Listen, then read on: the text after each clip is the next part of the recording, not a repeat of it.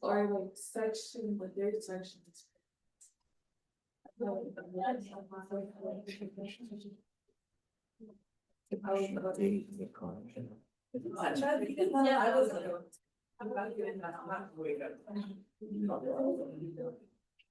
I'm not.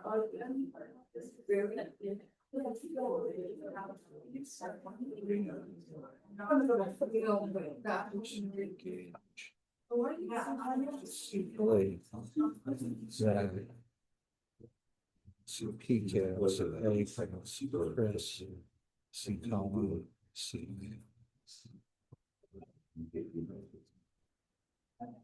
Question and answer today, people. Talk to me.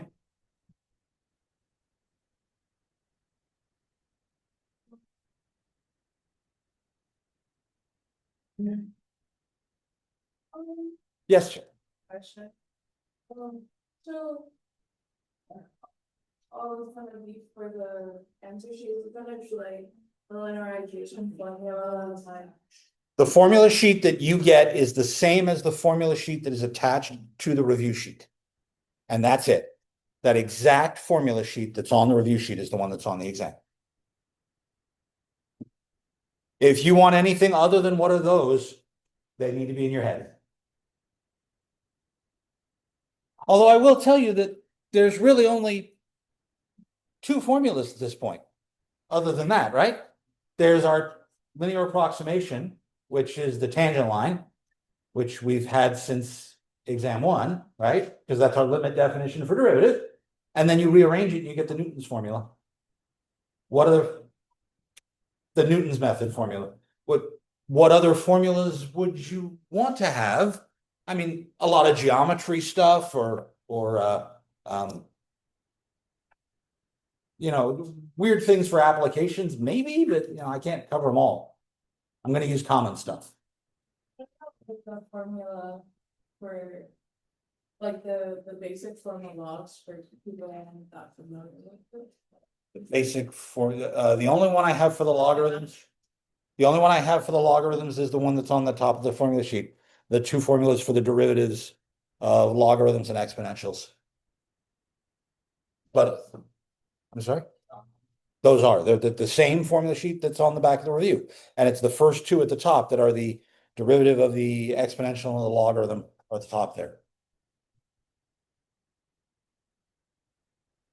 The advantage is that the more we use these formulas, the more familiar they become, the more often we get them into our heads. Yes, ma'am. Yes. Isn't that an atrocious word problem? And of course, you all have law of cosines memorized. I looked it up. Like I just said, I'm going to use stuff that's really obscure, right? No. I like the law of cosines, but of course, we all remember it so thoroughly. I will tell you, though, my favorite part about the problem that uses the law of cosines is that the answer I found online is wrong. This is your warning. And fully 3, 4, 5 years ago, fully half of the students who did that problem looked it up on Chegg and got the wrong answer. And I could simply circle, I know exactly where you got this from. And then that year, yes, I put the law of cosines on the exam because they all knew it so well. Haven't done it since.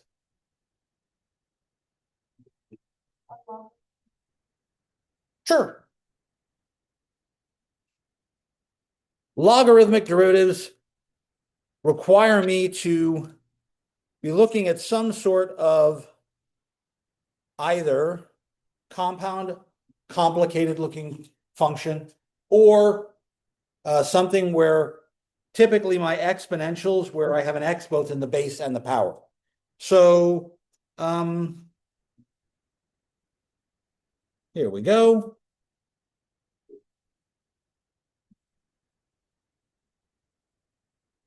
How about this one? X to the sine x.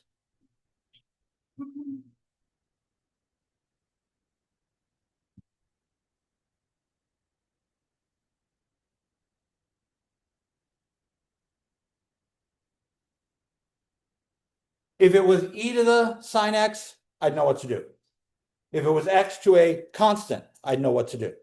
The fact that it's both means I need to get that sign out of being a power, and that's where my logarithms come into play. Because the rules for ln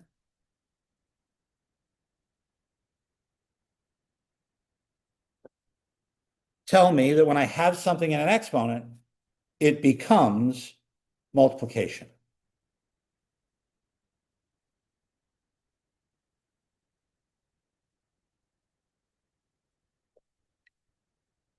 Now the right-hand side is just a product. And it's a product of things I know how to take the derivative of. And the left-hand side is a chain rule, because I'm taking my derivative in x, and that's ln of y. So when I do the derivative on the left, I use my chain rule, since that's the derivative in x. And then on the right, derivative sign is cosine. Leave the ln alone. Then leave the sign alone. Take the derivative of the ln. And I've got 1 over x. The only thing I have to do to get dy dx alone is to put the y on the other side.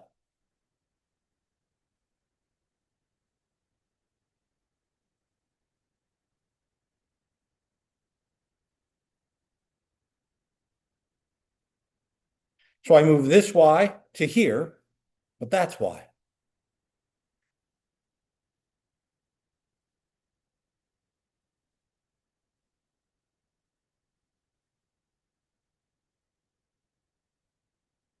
I'm going to leave it just like that. Yeah, exactly. Now, if you look carefully, here's an interesting point. When we take the derivative of an exponential, go to the formula sheet at the back of the exam. The derivative of a to the x is a to the x log of a, right? And then since that's not just an x, that's a sign in the chain rule. So this first part is the derivative like it was number to the power. The derivative of e to the stuff is e to the stuff, e to the stuff, stuff, e to the stuff again, right? The derivative of x to a number is x to a number minus 1.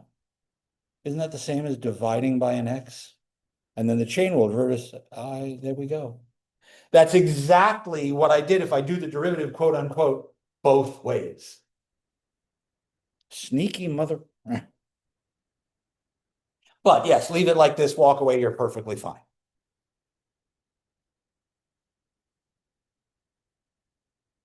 I'm only going to simplify if it's necessary. I will absolutely tell you when you don't have to simplify.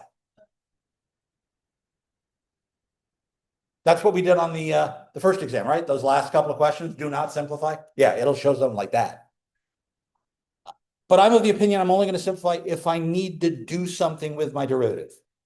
If I just ask find the derivative, yeah, I'm done. Watch it. Again, the ones from physics? No. Newton's law from physics, force equals mass times acceleration is the second one. Let's see. The first one is, sorry? Oh, the Newton's law of cooling for our related rates, for our exponential idea.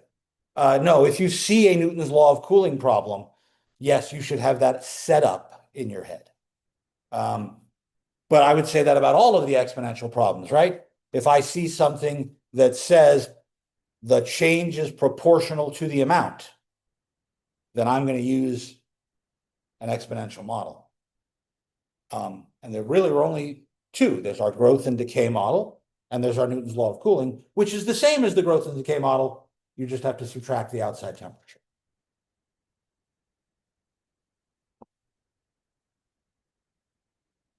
But again, the more esoteric something is, the less likely it is to show up. Evan.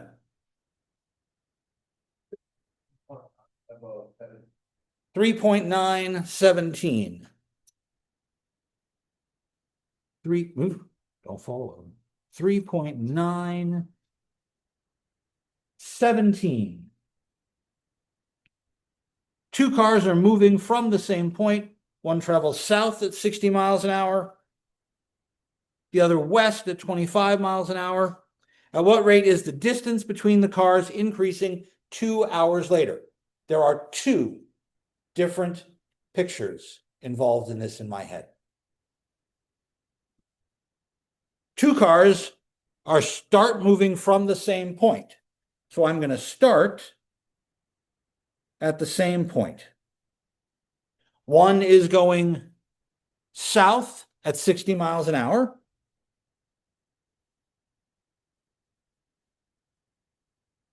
The other is traveling west at 25 miles an hour.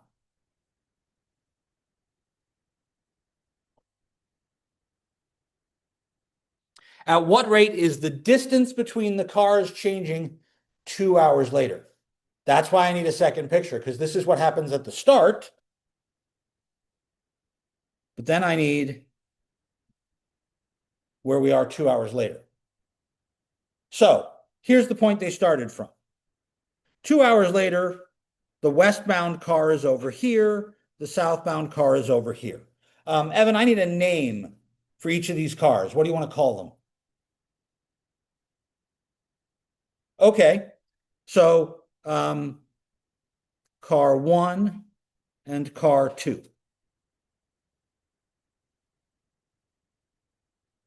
And I'm looking at the distance between the cars, right? So that's the thing I want to know about. But I also have this distance and this distance. And wait a minute. That's due west. That's due south. What's the angle between these two pieces? That's a right angle. I'm happy because now I have a right triangle, and instead of using the law of cosines, Pythagoras springs to mind. I'm happier about this. Okay. Since I'm asked about this distance, and that is the hypotenuse of our right triangle, and that's the thing I want to know the change of, call it H, hypotenuse. You can call it anything you want. I need a name for the horizontal distance traveled by car 2. What? Because that's something that changes, right? What do you want to call that? Okay. I need a variable. Let's use that as, we'll call it D2 because it's for car 2. And I have one for D1 down here.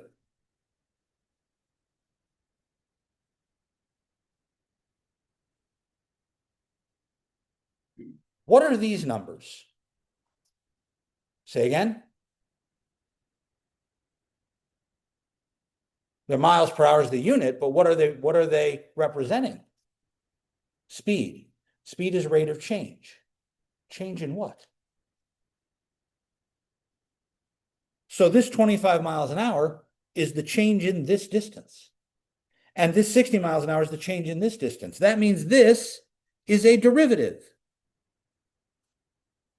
in terms of time. Change in distance over change in time. And this one up here is a change in distance over change in time. 2 hours have gone by. What is D2 after 2 hours? And D1? Uh-huh.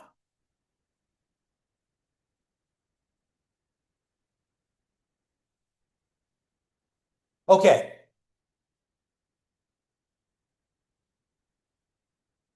I've just labeled the things I know are changing, found their values at the time in question, and labeled the information about their changes. We want what?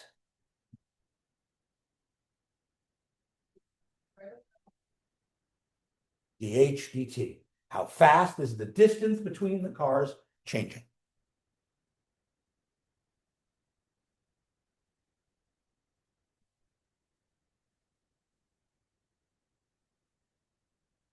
So, the equation that relates D1, D2, and H is Pythagoras. So let's start there.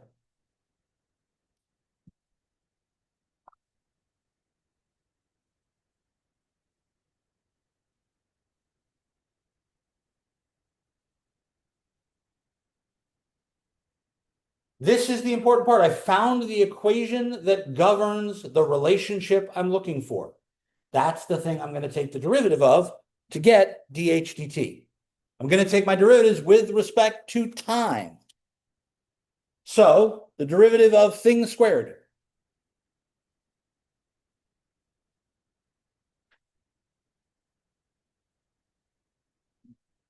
Two thing. But wait, there's more. Two thing, chain rule. D thing dt. Whatever thing is, the derivative of thing squared is 2 thing derivative with respect to t. The derivative of thing squared is 2 thing derivative with respect to t. The derivative of thing squared is 2 thing derivative with respect to t. Aha! There's dH dt. I wanted to find that. I now have the algebraic equation that involves dH dt. I feel much better. If I can plug in all the numbers, I'm done. Do I know this number? Yes. Do I know this number?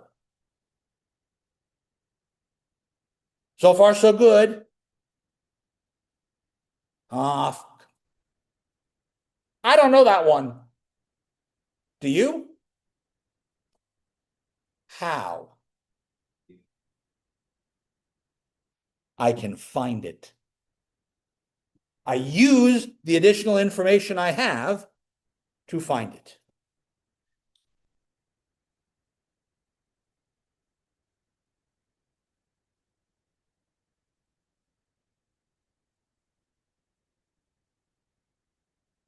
At the 2-hour mark, H is going to satisfy the Pythagorean theorem with distance 1 being 120 and distance 2 being 50.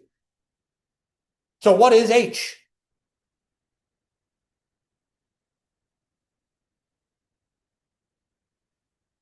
We cheated seriously setting up this problem. 130.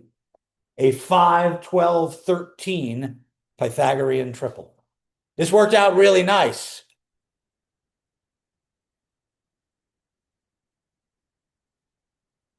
Now I put in all the numbers. By the way, if you would like, you could solve for dH dt first, right? dH dt equals, and then plug in all the numbers on one side, or you could plug them all in right here and then solve for dH dt. If we divide by the 2h, the 2's will cancel.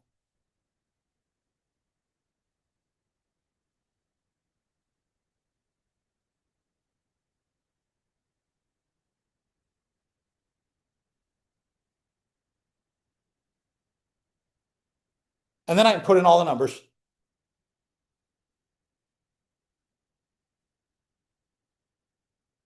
So I get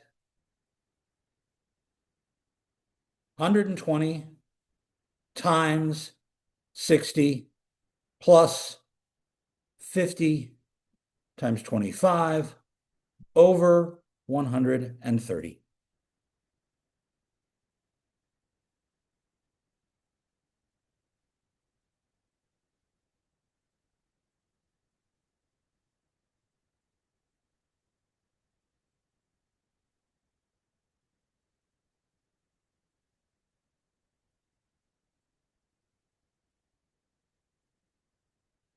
And this happens to give me a nice number, doesn't it?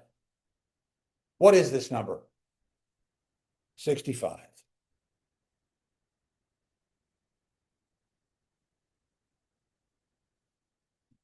Now, a sneaky note. This is rigged, 100% rigged. But notice, when we set it up, the distance was 120, the speed was 60. The distance was 50, the speed was 25. The distance is 130, what's the speed? 65. Exactly half. It's rigged!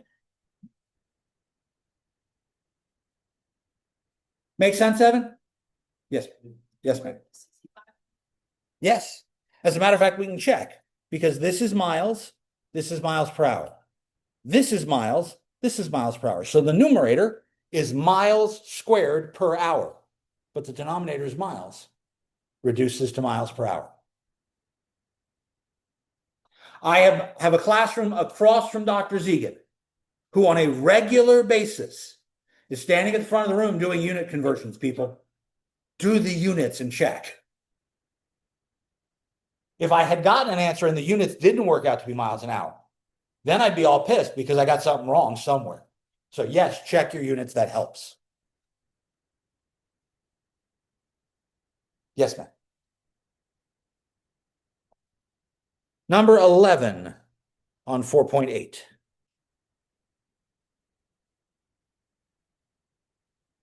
Use Newton's method to approximate the fourth root of 75.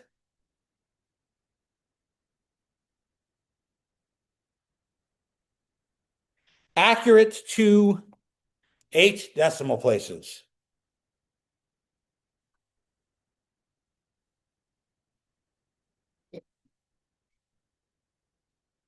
If I want a fourth root, what I'm really trying to find is where x to the fourth minus 75 is equal to 0.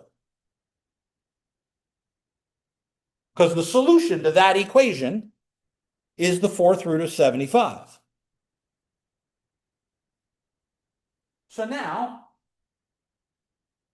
I can ask a couple of different questions. The first is, since it says use Newton's method, I know what I'm going to do. I'm going to take the function and the derivative and a whole bunch of stuff. What's a fourth power near 75?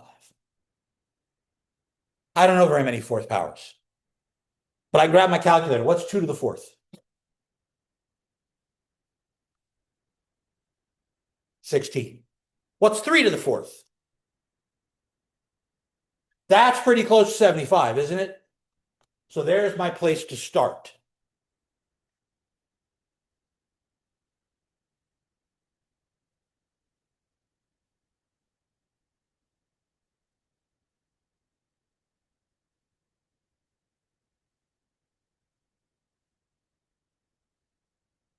Okay. The rearranged version of my tangent line.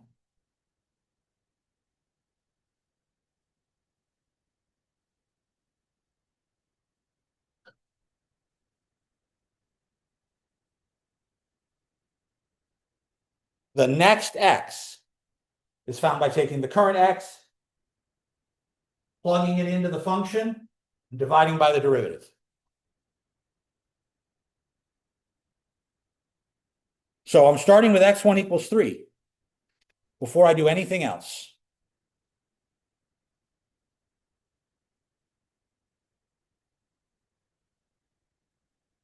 X to the fourth minus 75.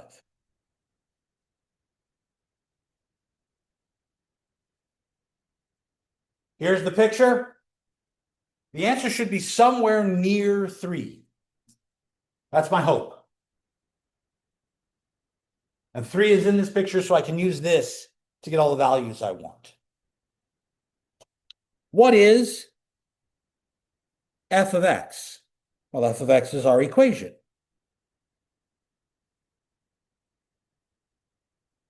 What's f prime of x?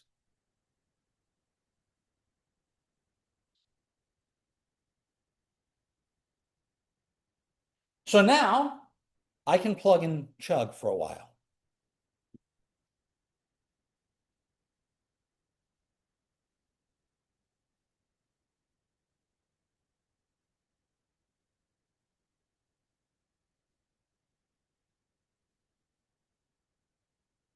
Plug in 3. Now I can get those numbers from here. F of 3 can be gotten by using the trace function. When I put 3 in, 81 minus 75 is 6, but I get that off the calculator as well. And I can get the derivative off the calculator. Second, calculate derivative. Where do I want the derivative? I want it at 3. The value is 108, which is the same thing I get if I plug this in. So 3 minus 6 over 108.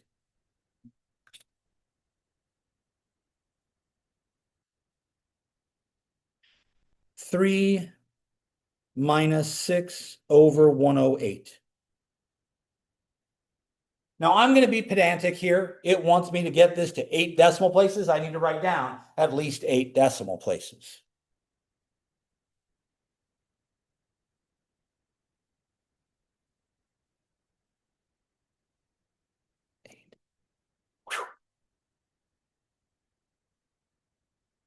Disgusting, right? But I can plug this in to my equation. I can do that by using the trace button again.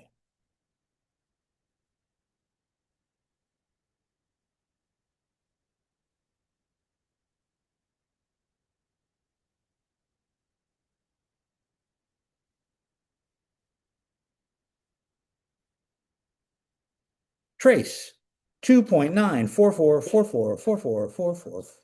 1, 2, 3, 4, 5. So that works. And I get 0.1. I'm going to keep all those decimal places too.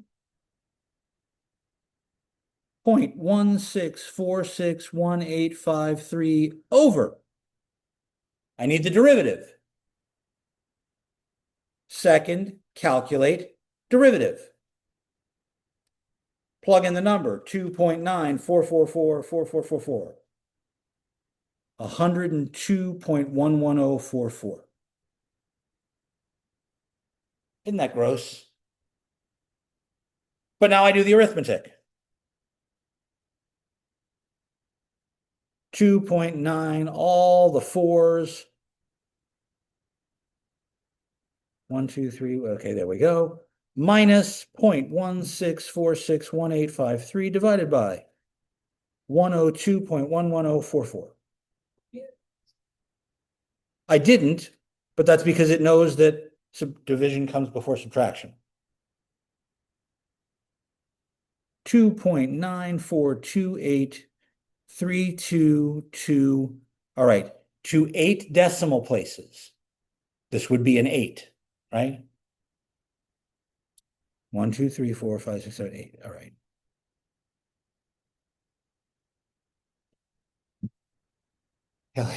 I got to keep going. We do it again. Because those don't agree all the way out to 8 places. I need to go again.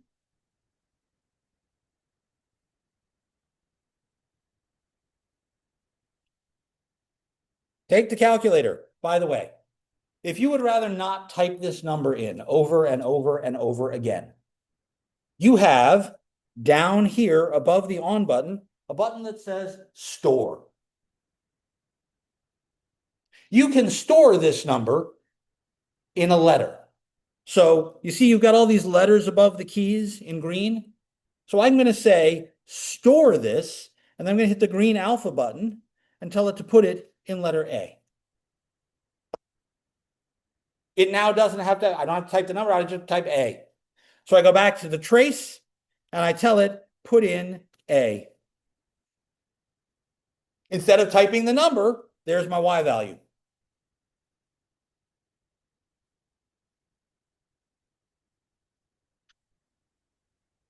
Point 0.0013477. I want the derivative. Second, calculate derivative. Again, where? At A. 101.9428. Now we do the arithmetic. I take A and I subtract 0.0013477 divided by 101.9428. And I get 2.94281906. They're only the same to here. So I'm halfway there. I want them to be 8 decimal places the same. Right now they're 4 decimal places the same. One more time. Before I do anything else, store this number as A again. I don't need the old number. I need the new number. So store this as A. Now, x5 equals 2.94281906 minus trace, put in A.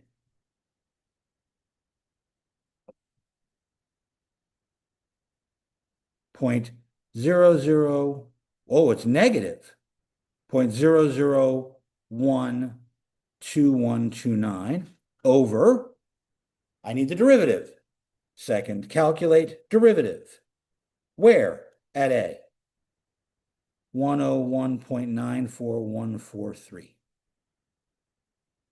Here we go again.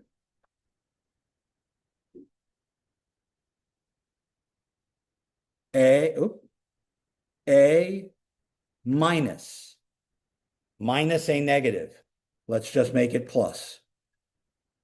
0.0012129 divided by 101.94143. 2.9428396.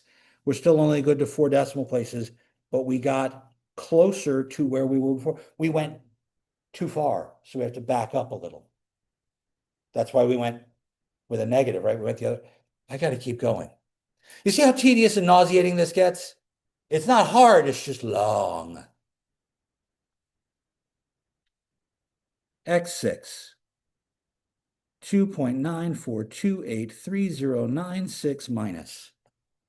Again, I'm going to store this as A, so I don't have to type it over and over. Trace A. Ooh, that's a really small number, isn't it? It's a very good sign. Negative 0.00000001323 over. Second, calculate derivative at A. 101.94267. Yeah, I'm pretty sure that's going to be smaller than 8 decimal places, so this shouldn't change.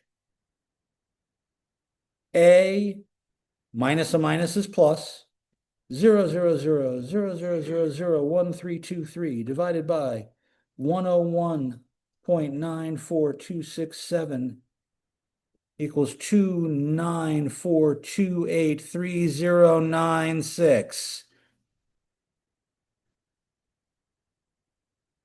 We did it.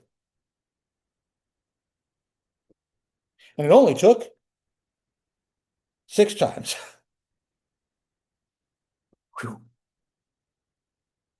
It said to 8 decimal places.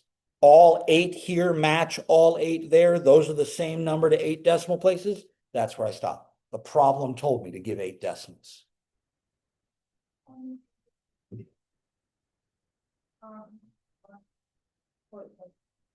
If you'll read me number 1 part W, I will happily do it. But before I do that, Haley, better? Haley? Haley? I'm screwing it up. How better? 1W.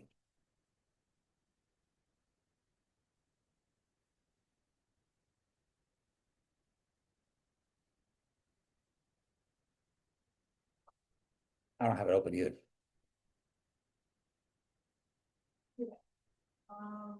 E to the secant -1 3x. And we want the derivative of. So y equals, find y prime. The derivative of e to the stuff is e to the stuff. And more. So e to the stuff gives me e to the stuff. Now for the chain rule part. Now we need the formula sheet at the back of the review sheet. All the way to the bottom of the review sheet, because that's an inverse trig function, and I do not have those in my head. What is the derivative of secant inverse of thing?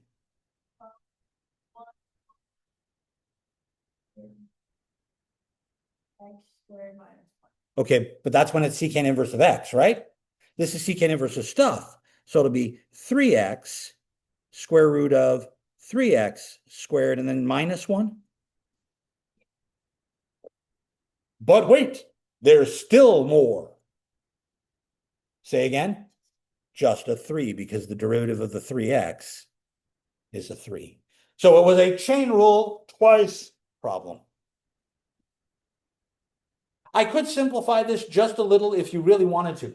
There's a 3 on top and a 3 on bottom here, so I can cancel those, and I could write 9x squared. Do I have to? Not unless it says to.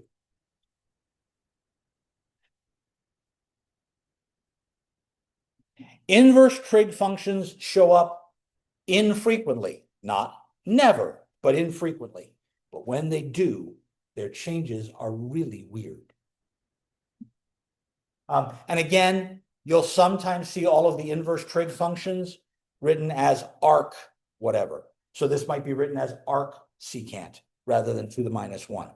That's because it gives you back an angle, and an angle in radians is a measure of arc.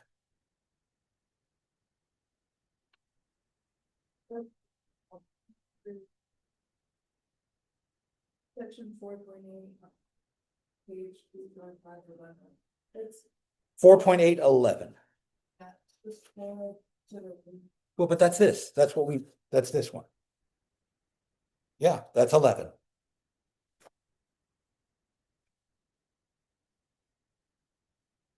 There was another hand. Yes, ma'am.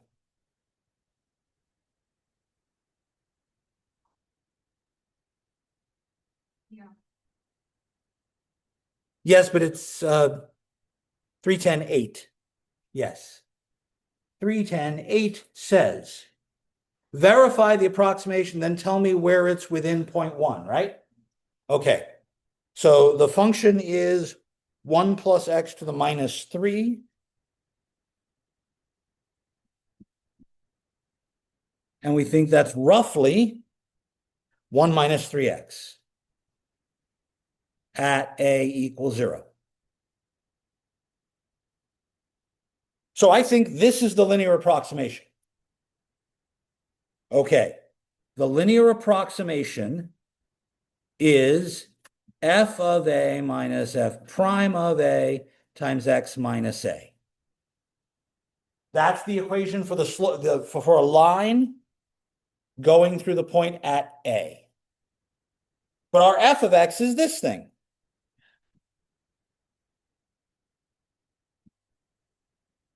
And A is 0, right?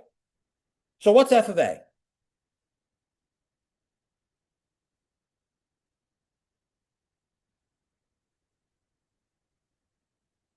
One raised to any power is a 1. F prime of x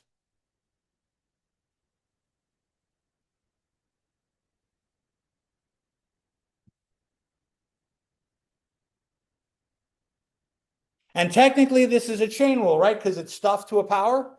But what's the derivative of the inside? Yay! Makes my life easier.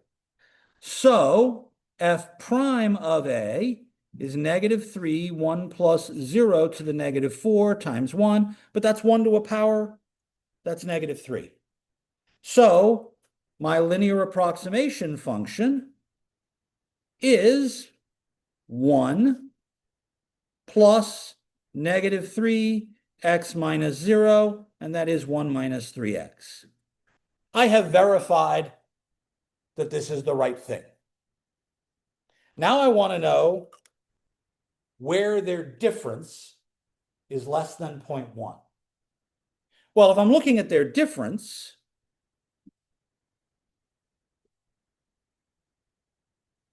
let's literally subtract them.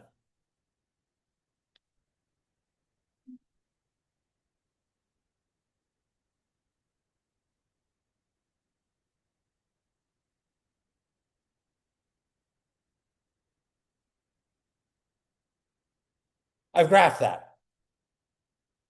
Now I want to know where is that between -0.1 and +0.1.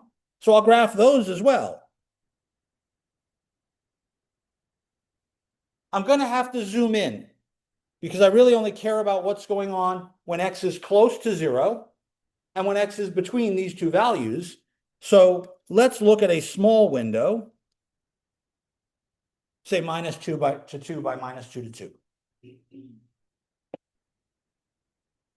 Here's my graph of the original equation.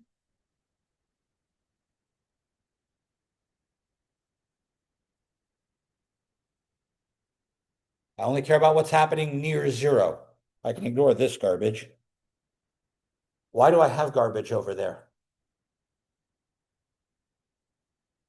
Almost. It's a negative third power, right? And that means there's an asymptote at 1. So the behavior to the left of the asymptote, the behavior to the right of the asymptote are different. I only care about what's going on over here. Let's zoom in again.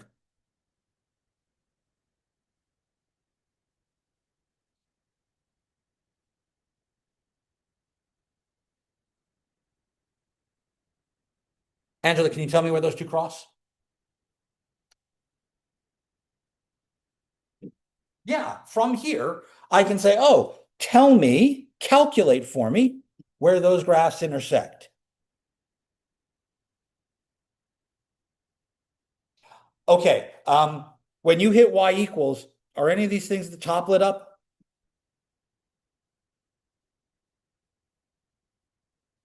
Oh, well, then we're gonna have to go and debug your calculator at the end of class. We had time for tech support. Catch me after class and we'll figure out how to do that, all right? Okay. But now that I have this graph, I can go calculate the intersection and I can say, okay, with the curve and negative 0.1, they cross at negative 0.0169. And with the curve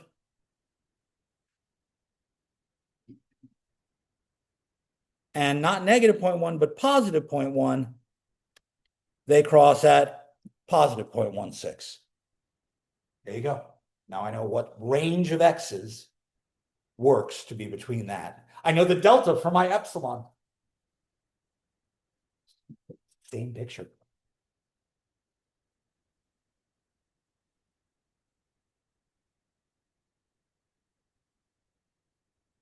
More questions? Yes, sir.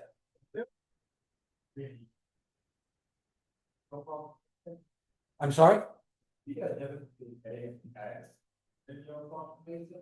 Up here?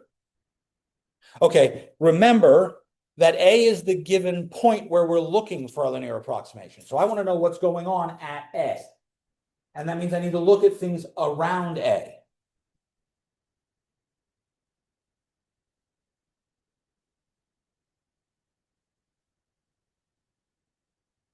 That's the definition of slope, right? So if I think of this as y minus f of A over x minus A, that's roughly equal to the slope. Yes? Well, when I move this stuff over,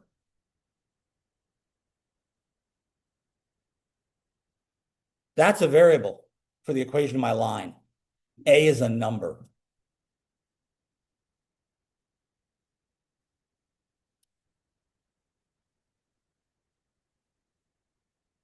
That's what gives me the equation of a line, as opposed to just giving me a particular value. And that's why I was able to say, oh, this line approximates my graph. I need an actual equation for a line, so it's got to have a variable in it. Yes, ma'am.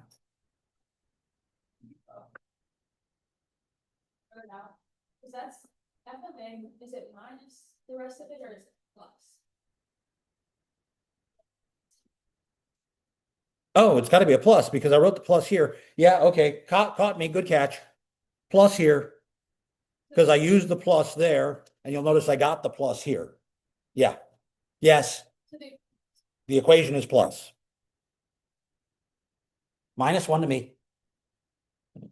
I got so used to the minus from the Newton's method that it stuck in my head. So, like, when to use Newton's method in this one? Like, you know, you're gonna use this one if they give you the equation, like the. Well, no, Newton's method asked me to find a value, right? The linear approximation says, give me the linear approximation first, then use it to find a value, right? So somewhere in there, since my goal is to find a value, I have to tell you which method to use. I'll either say use a linear approximation to do this or use Newton's method to do this. And since Newton's method is linear over and over, I tend to think of doing one first and then the other. More questions? Yes, ma'am. I caught you just right. Either number 42 on 4.8 or something like very simple. 42 on 4.8. So we're given the radius of a disk. The radius of the disk is 24 centimeters. But we're told we don't have a very good ruler, and the possible error is 0.2 centimeters.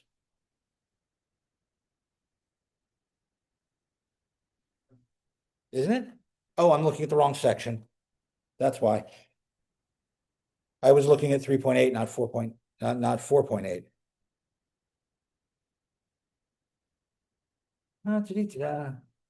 42.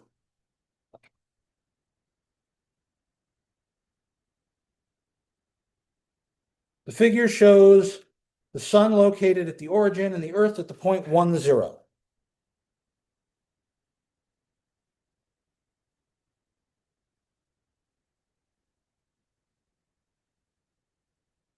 The unit here is an astronomical unit.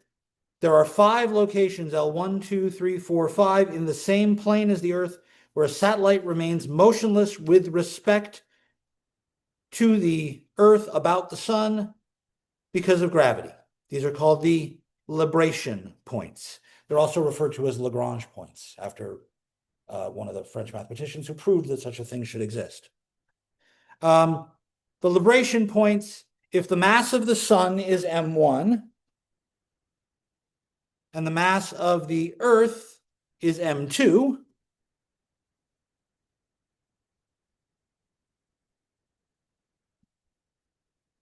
and the radius r equals m2 over m1 plus m2, the x-coordinate of this is that is an ugly ass problem, isn't it? Okay. But we want to find what these x values are, right? Which means I want to find a root. I want to find the value of L1 and L2, where the equation f of x is our p of x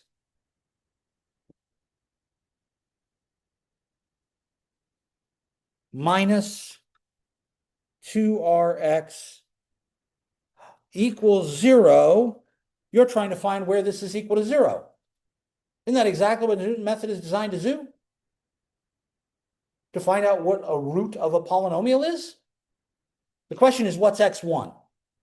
Let's take a look at the picture for a second and ask what they want us to find. They want us to find L1 and L2. I know that L1 is less than 1. I know that L2 is a little bit bigger than 1. So I could start with, say, 0.5 to try and find L1. And I could start with 1.5 to try and find L2. If I wanted to find L5 way over here, I'd start with -1 and get the root that way. Finding L4 and L3 would require me to use complex numbers, and we don't want to do that. But it works. Does that make more sense? Okay, the problem is that this is disgusting and still has r's in it, right? R is just a number. You're going to write everything in terms of M1 and M2 and run from there. Good luck and Godspeed, child. Okay, homework is due tomorrow. The exam is Friday. Immediately after class tomorrow, all 4 homework keys go up and the review sheet key goes up. I will see you all tomorrow. Have a wonderful rest of your day.